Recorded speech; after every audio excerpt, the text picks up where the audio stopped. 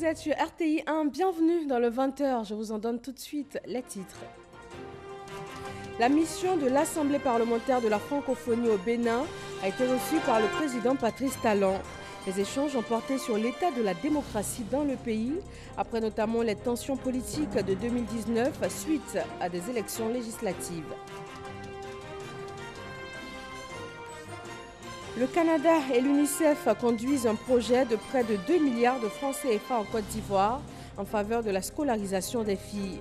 Elles seront plus de 32 000 âgées de 10 à 18 ans à en bénéficier dans le district d'Abidjan et dans la région du Tankwi. La fuite du cajou, c'est le sujet du dossier EcoPlus de ce mardi. Les conséquences sont importantes. 7,6 milliards de francs CFA de manque à gagner comme droit unique de sortie pour les douanes et 2,25 milliards de francs CFA non perçus au titre des droits d'enregistrement pour la campagne 2019. Et puis en Afrique du Sud, Jacob Zuma, l'ancien président, est sous le coup d'un mandat d'arrêt différé pour des raisons de santé. Il ne prendra effet que dans 3 mois si Jacob Zuma ne se présente pas devant la justice le 6 mai prochain. Bonsoir à tous. L'Assemblée parlementaire de la francophonie poursuit sa mission entamée hier au Bénin. Ce mardi, la délégation conduite par le président Amadou Soumaoro a été reçue par le chef de l'État béninois Patrice Talon. Mahama Traoré depuis Cotonou.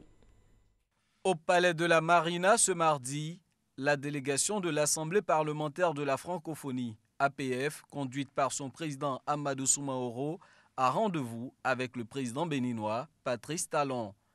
Une mission qui, au-delà de nous stresser, plutôt nous rassure quant à la disponibilité des autres pays de la francophonie, de leur attention, de leur écoute et de leur volonté de nous accompagner dans ces périodes difficiles que nous avons traversées. 5 sujets ont meublé ces échanges, à savoir le statut de la majorité de l'opposition dans le cadre de la législation sur les partis politiques, le statut de l'opposition parlementaire, la situation de l'état de droit et de la séparation des pouvoirs, l'état des lieux des droits de l'homme et des libertés publiques, enfin, la liberté d'expression et des médias. Sur toutes ces questions, le président Patrice Talon n'a pas manqué d'éclairer ses interlocuteurs. Sans rompre la chaîne des réformes et de solutions à nos travers, à nos difficultés, est-ce que dans cette dynamique même, nous sommes capables de concilier cette dynamique de réforme et ces corrections de nos travers avec des exigences de convivialité, de consensus et de paix sociale, de paix politique? Je pense que nous sommes sur cette voie-là. L'opposition également n'a pas manqué de montrer sa disponibilité. On l'observe. Et les élections communales à venir seront pour nous l'occasion de constater si nous avons amélioré les choses. Et c'est là-dessus que je voudrais vous rassurer. Ces 2 heures d'échange ont permis à la délégation de l'APF de se faire une opinion de la situation qui prévaut au Bénin. La vocation de l'APF, c'est l'approfondissement de la démocratie, la solidarité, et puis l'accompagnement des États francophones, des assemblées francophones. Nous avons parlé de l'Afrique, la démocratie naissante en Afrique. Nous avons parlé des hommes, des institutions. Je vous assure, nous avons été satisfaits sur toutes les réponses à nos préoccupations. Cette mission de bons offices menée par l'APF au Bénin va également rencontrer la classe politique, la société civile et la presse béninoise. Dans le domaine de l'éducation, le projet dénommé « Pour chaque fille, le droit à l'éducation » va prendre en charge plus de 32 000 filles âgées de 10 à 18 ans dans le district d'Abidjan et dans la région du Tankwi. Un projet financé à hauteur de 2 milliards de francs CFA par le gouvernement canadien et porté en Côte d'Ivoire par l'UNICEF. Le lancement officiel a eu lieu ce mardi. Sephora Zegui. En Côte d'Ivoire, Les enfants du monde rural rencontrent d'importantes difficultés pour accéder au collège et aux classes supérieures selon l'Agence française de développement. Les filles sont particulièrement concernées. C'est le cas de la région du Tongpi où 43% de filles ne terminent pas le cycle du secondaire. Pour réduire ces inégalités, l'UNICEF met en place un vaste projet en faveur de l'éducation des filles. Le projet Pour chaque fille, le droit à l'éducation va s'étendre sur une période de 24 mois. Il s'agit de mobiliser les leaders communautaires, religieux et les associations de femmes autour d'un mécanisme d'alerte précoce pour assurer le maintien des filles à l'école. Plus que 35 000 filles seront touchées directement par le projet à travers la construction des vestiaires et de latrines pour les filles, la distribution des kits scolaires, la formation des enseignants sur la pédagogie sensible au genre, la promotion de l'enseignement des sciences et des filières technologiques. Un projet financé par le gouvernement canadien à hauteur de 4 millions de dollars canadiens, soit environ 2 milliards de francs CFA. Nous sommes très fiers d'être associés avec l'UNICEF pour la mise en œuvre de ce projet. On va renforcer la capacité des organisations de la société civile à réduire les obstacles à l'éducation des filles et revendiquer leur droit à l'éducation. Un projet novateur pour le ministère de l'Éducation nationale, de l'enseignement technique et de la formation professionnelle, représenté par le directeur de cabinet. Nous avons donc ce souci-là de faire en sorte que dans nos écoles, que toutes les communautés essentielles soient réunies pour faciliter l'accueil, le maintien et la réussite des filles dans ces écoles-là. Je voulais citer ici quelques actions concrètes que le ministère a eu à prendre en faveur de la scolarisation de la jeune fille. Le premier élément, d'abord, c'est l'institution du report de scolarité. La deuxième chose, c'est la lutte acharnée contre les mariages précoces.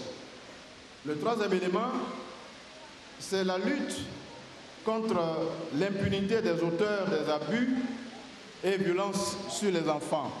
Ce projet va permettre également d'élaborer un nouveau plan stratégique d'accélération de l'éducation des filles, impliquant plusieurs ministères et des organisations de la société civile. Après le niveau scolaire vient la formation en vue de l'autonomisation féminine, axe principal du projet Suède. Une rencontre sous-régionale se tient à Abidjan afin de définir les grandes lignes de la deuxième phase qui va être exécutée de 2021 à 2023. C'est un projet qui a permis dans sa première phase à plus de 100 000 femmes d'être formées. Grâce Kando. La première phase du projet Autonomisation des femmes et dividendes démographiques au Sahel, Suède, couvre la période 2015-2020.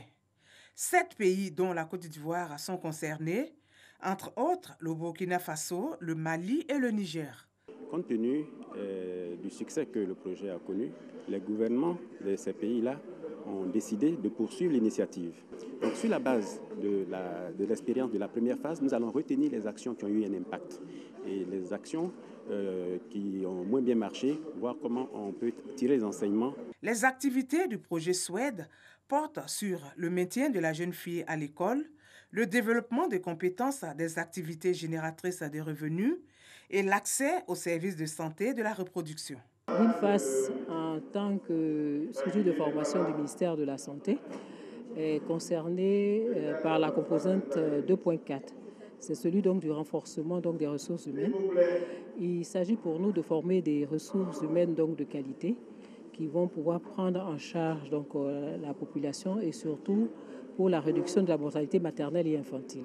Il s'agit pour nous donc de former des agents de santé de qualité qui vont impacter positivement donc les indicateurs. Le projet Suède bénéficie de l'appui financier de la Banque mondiale à hauteur de 15 milliards de francs CFA et 2 milliards de l'État ivoirien. La deuxième phase débute en 2021 pour s'achever en 2023.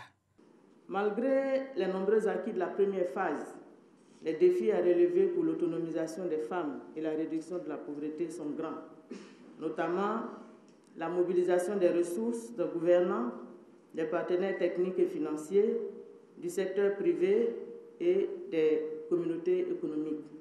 L'intensification de la mutualisation des ressources régionales, la mise à l'échelle de bonnes pratiques développées.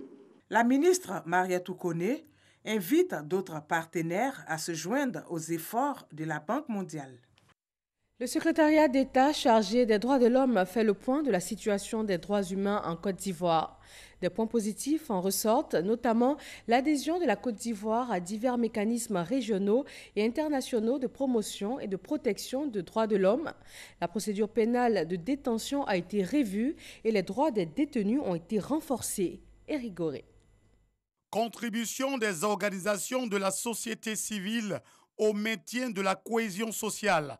Renforcement des capacités des officiers de police judiciaire en matière de lutte contre les violences basées sur le genre, entre autres, suivi de plusieurs ateliers visant à sensibiliser les populations sur les questions des droits de l'homme en Côte d'Ivoire, sont entre autres des actions majeures du secrétariat d'État chargé des droits de l'homme pendant l'année 2019. En plus de ces actions de sensibilisation, l'on enregistre plusieurs actions de développement dans les zones rurales.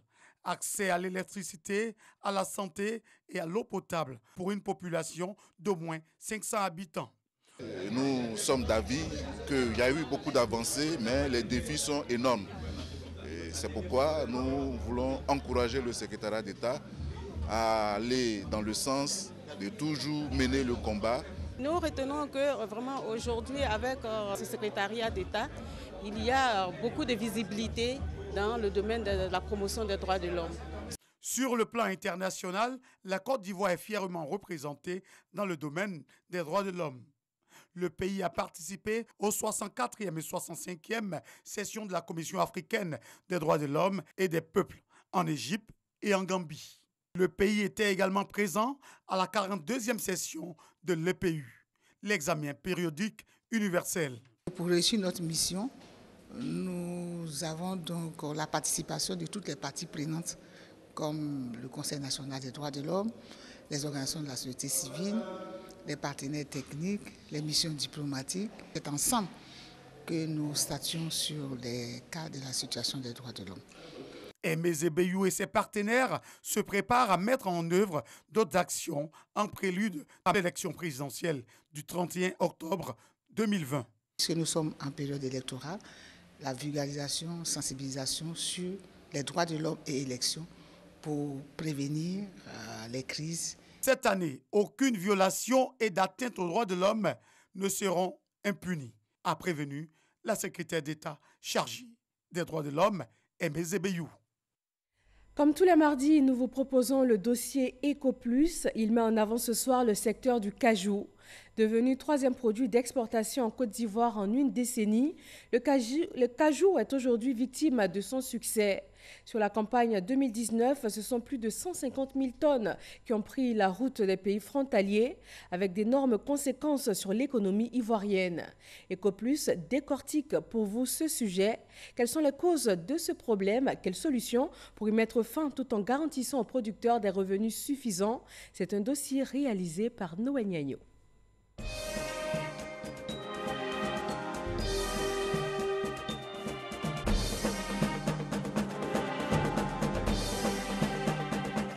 La fuite des noix de cajou vers les pays frontaliers est une réalité. L'analyse comparative des données statistiques sur les campagnes 2018 et 2019 du Conseil coton anacal le démontre.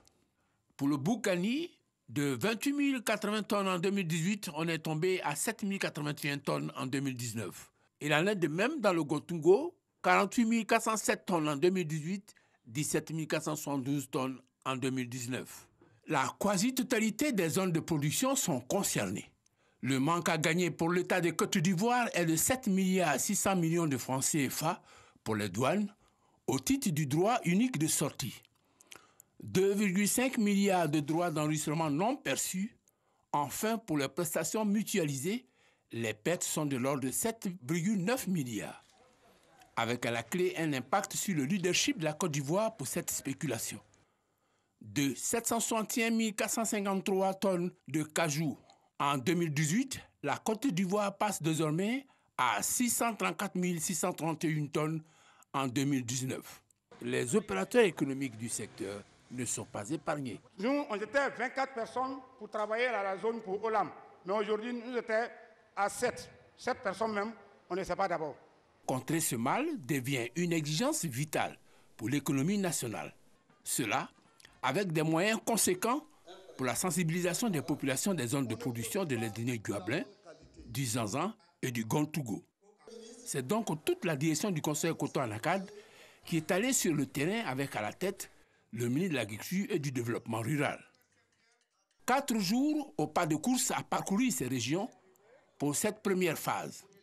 2 heures de courte avec patience et méthode, des populations mobilisées partout comme pour souligner leur engagement à dire à haute et intelligible voix les origines du mal à l'effet de trouver ensemble les solutions à la satisfaction de tous. Premier exercice, comprendre les fondamentaux de cette situation. Morceau choisi. L'anacad qui va au Ghana, là, c'est le prix. Quand on parle de fuite de l'anacad, nous, acheteurs, sommes les premiers concernés ou même indexés. Mais dans la filière anacad, il existe 2 catégories d'acheteurs. Les acheteurs agréés et les acheteurs non agréés ou acheteurs illégaux. Ces acheteurs illégaux sont ceux qui nous causent des difficultés car ils sont nos concurrents sur le terrain alors qu'ils n'ont aucun engagement dans le système de commercialisation officiel, ce qui justifie la chute des statistiques de production. La lutte contre la fraude est souvent confrontée à une divergence d'interprétation de textes entre le comité local de lutte, c'est-à-dire le comité de veille, et les juridictions compétentes. Une chose est sûre, les autorités administratives, coutumières, les responsables de producteurs, de coopératives, les opérateurs économiques, les élus locaux ont salué l'engagement et la volonté politique de la tutelle à éradiquer cette situation conjoncturelle qui pénalise le développement socio-économique des régions. La Côte d'Ivoire a son économie qui repose sur l'agriculture. Mais cette agriculture est portée chez nous ici par l'ANACAD. Il est bon donc qu'on puisse retracer l'activité financière de l'ANACAD dans les registres du ministère de l'économie, du ministère du budget, de sorte que nous puissions à juste titre revendiquer une meilleure allocation budgétaire des collectivités locales qui ont à charge de porter le développement local. Avant de tirer les conclusions de cette opération, Kwasi Adjumani, ministre de l'Agriculture et du Développement rural, a tenu à lever une équivoque. Ce n'est pas comme le Cocoa Board où il y a une organisation qui est mise en place. Ce sont des commerçants qui quittent leur pays et qui viennent vraiment s'adonner à une telle pratique. C'est pour cela que nous disons que c'est illicite.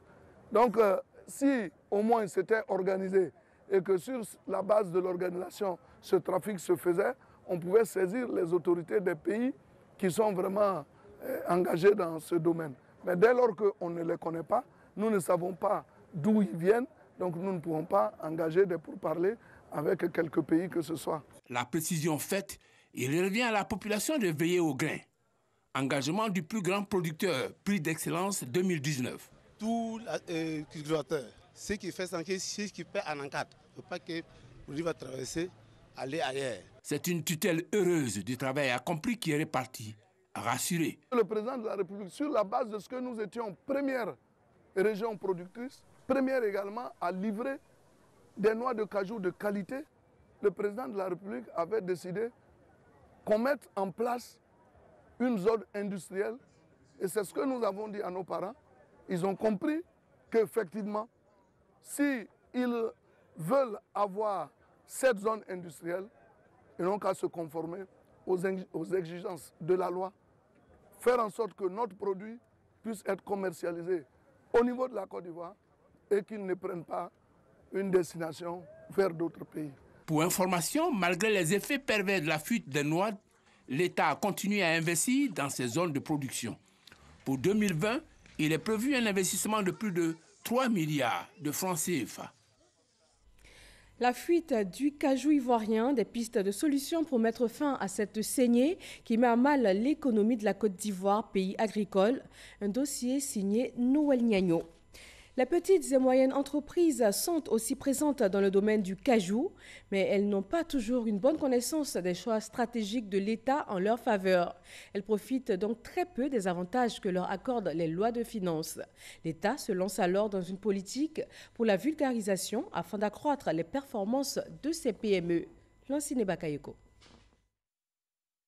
Au niveau des PME ivoiriennes, toutes les études montrent que le problème de cette catégorie d'entreprises se situe en général à 3 niveaux. La gouvernance, l'accès au financement et la question des marchés publics. Aucune loi ne garantit la sous-traitance pour les PME.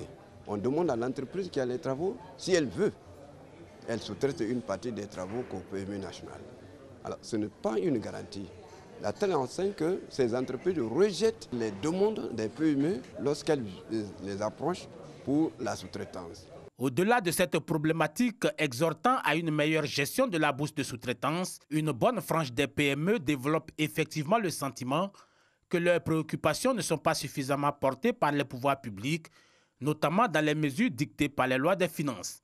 Et pourtant, quand on fixe une loi fiscale, on tient compte d'un ensemble de paramètres pour assurer un équilibre, faire en sorte que l'État ait suffisamment de ressources pour financer les biens collectifs, mais ne pas aussi faire peser une charge trop importante sur les entreprises. Cette générosité envers les PME s'est matérialisée dans l'année fiscale 2019 par une batterie de mesures d'incitation.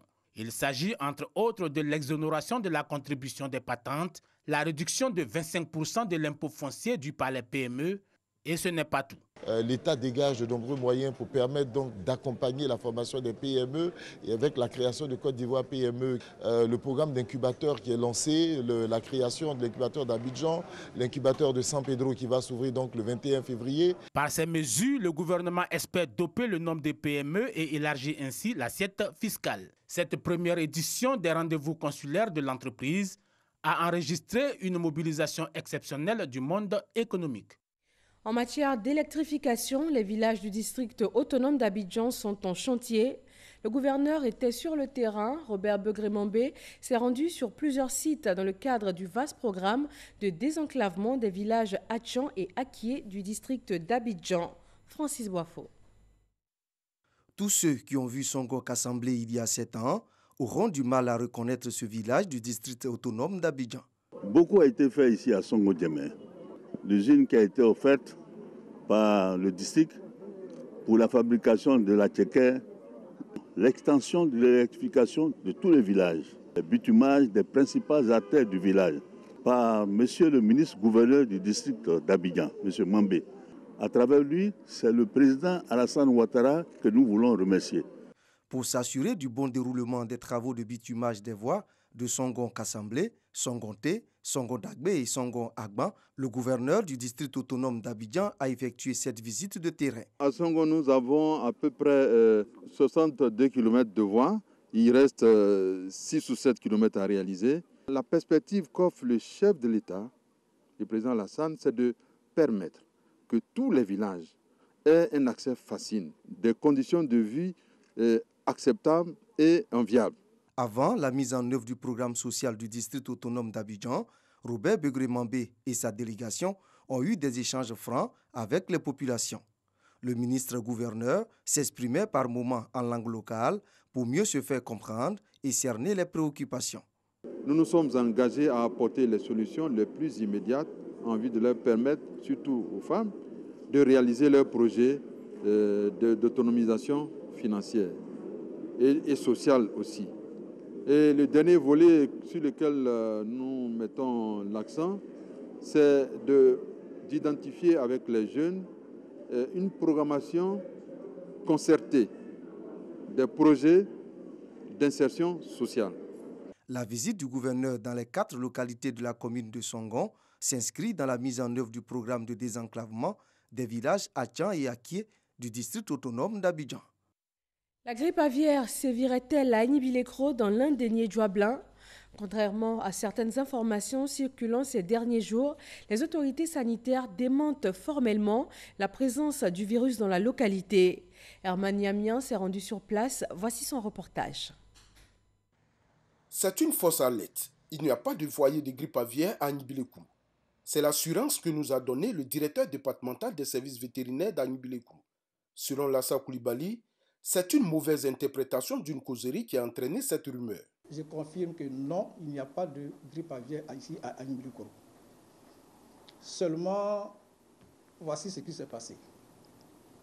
Hier, le journaliste en question était de passage ici dans la cour du service. Et alors, il a profité pour nous faire une visite de courtoisie. Pendant notre causerie, il m'a révélé que dans un maquis de la place, il aurait mangé de la viande de poulet et que ce poulet serait, à son avis, d'origine avariée. Alors, dans la causerie, le journaliste a voulu savoir si des actions sont mises en place pour lutter contre les quelques poulets qui sont morts et jetés en dehors des fermes et qui se retrouvent sur les marchés.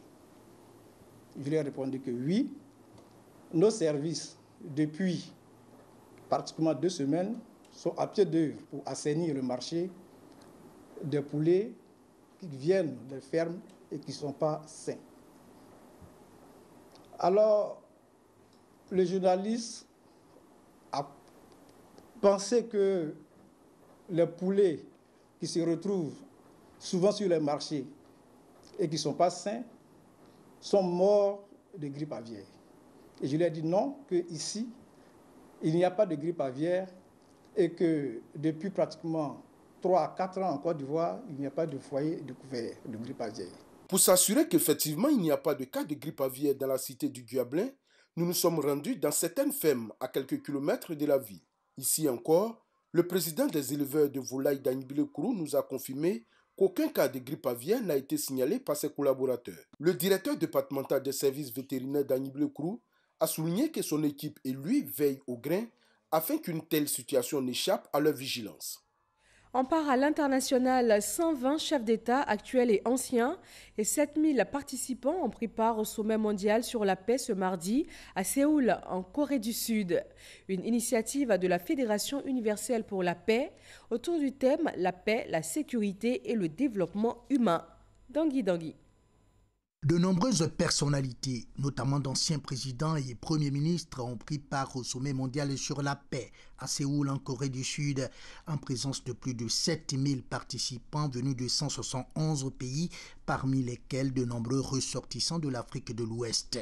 Soif de paix mondiale oblige. Je crois en un monde de paix. Pourquoi un monde de paix? Il faut aussi croire en celui qui est là-haut, en Jésus-Christ ou en Mahomet ou en tout. Vous avez vu qu'ici, il y a toutes sortes de religions. Ce n'est pas seulement fait pour une seule religion. Tout le monde est là pour apprendre. On reste des êtres humains, mais quand on s'entend, quand on s'unit et qu'on s'écoute parler, on se dit, bon, il y a quand même de la place pour la paix.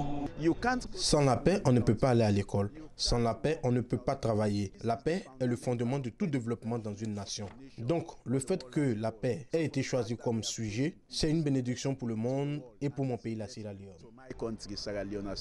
Tour à tour, les intervenants ont partagé la conviction de Dr Akja Hanmoun, selon laquelle une paix mondiale durable fondée sur l'interdépendance, la prospérité mutuelle et le partage de valeurs universelles est possible avec de la bonne volonté.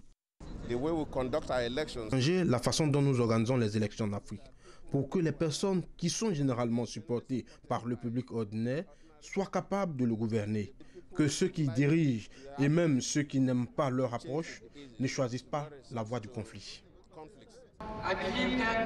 Je crois au fait que la coopération et le partenariat en toutes les sphères, la société civile, le secteur privé et toutes les autres sont essentiels dans nos efforts pour renforcer et réaliser la paix mondiale.